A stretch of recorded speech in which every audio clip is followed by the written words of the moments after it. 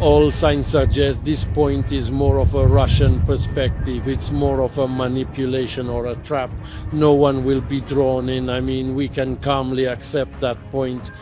What's most important to me is that everyone understands more or less the same problem today with this 28-point plan, that we also need to work with the American side to explain in every single possible detail that no agreement, no peace conditions whatsoever can favor the aggressor, nor can they weaken precisely Europe, Poland or Ukraine.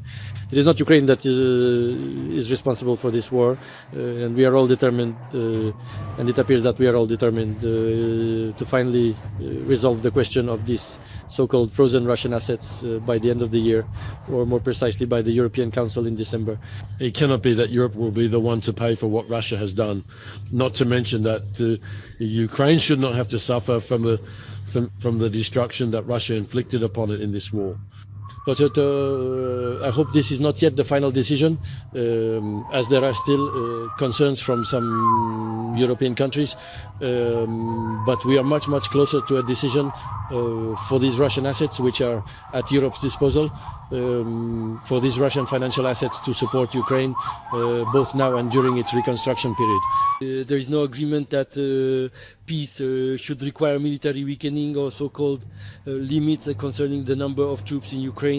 On this, practically everyone agrees, and the situation is delicate because no one wants to discourage Americans and President Trump from having the United States on our side in this process. As you can see, it's not that easy.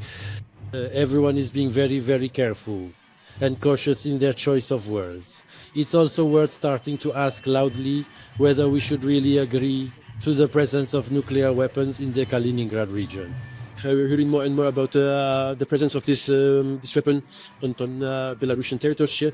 So it's the much right moment. We will also put this problem on the agenda. All signs suggest this point is more of a Russian perspective. It's more of a manipulation or a trap. No one will be drawn in. I mean, we can calmly accept that point. Many weeks ago, President Naraki told me he was ready to take on, because he has great relations with President Trump, at least he believes so. He's ready to take care of this part, our international relations. Claiming he certainly has better relations than I do. I'm not ruling out, as you know, I'm not an enthusiast of all words, no deeds, no decisions of President Trump. I never hit that, so I count on greater activity from President Naraki. If he can get something done, he shouldn't hold back. And I will wholeheartedly support his actions if he decides on any.